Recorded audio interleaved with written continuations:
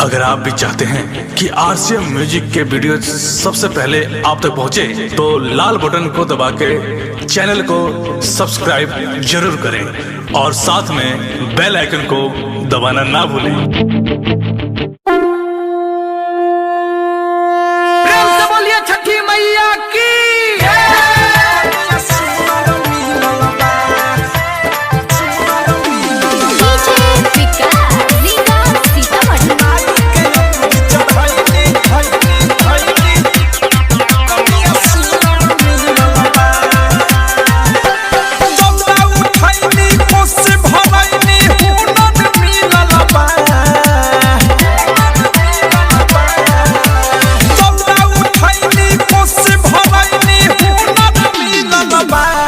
छठी माई के अकुरी चढ़ैनी कनिया सुनर मिलल बा।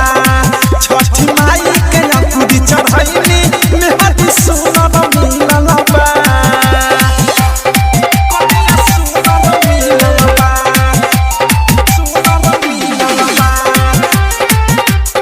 छठी माई के अकुरी चढ़ैनी कनिया सुनर मिलल बा।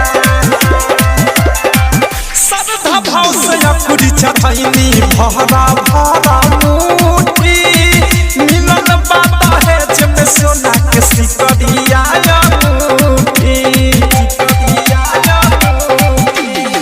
श्रद्धा भाव से अकुरी चढ़ैनी भरा भरा मुट्ठी मिलल बाबा है जब सोना के सिकरिया मुट्ठी। चढ़ेला हमारा गाड़ी हर चुनर मिलल बा। चढ़ेला हमारा गाड़ी हर चुनर मिलल बा। छठी माई के अकुरी चढ़ैनी कनिया सुनर मिलल बा।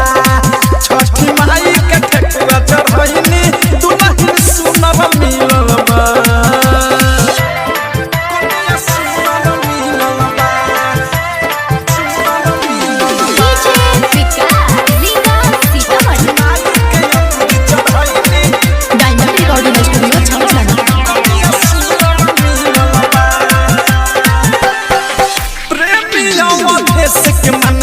कैलू मैया पूरा बिकी विशाल अनुराग बहना कुछ अधूरा, बहना कुछ अधूरा।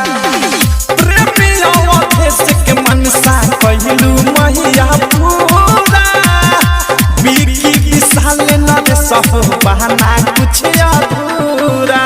पहले जन्म में लागे जन्म पुनः मिलल बा। पहले जन्म में लागे जन्म पुनः मिलल बा। छठी माई के अकुरी चढ़ैनी कनिया सुनर मिलल बा। छठी माई के अकुरी चढ़ैनी मेहदी सुनर मिलल बा। चौरा उठैनी कोसी भरैनी हुनर मिलल बा। चौरा उठैनी कोसी भरैनी हुनर मिलल बा।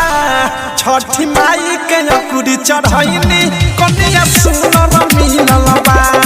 छठी माई के अकुरी चढ़ैनी मेहदी सुनर मिलल बा। Diamond recording studio छौड़ादाना। डाउनलोड कीजिए RCM music official app play store से। आरसीएम म्यूजिक के सारे ऑडियो वीडियो डाउनलोड करने के लिए।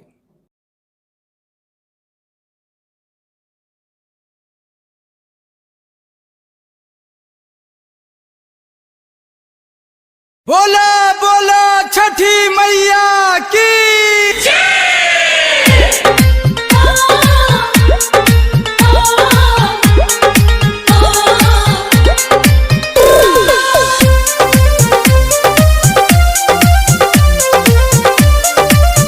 म्यूजिक बाय विकेश भोजपुरिया।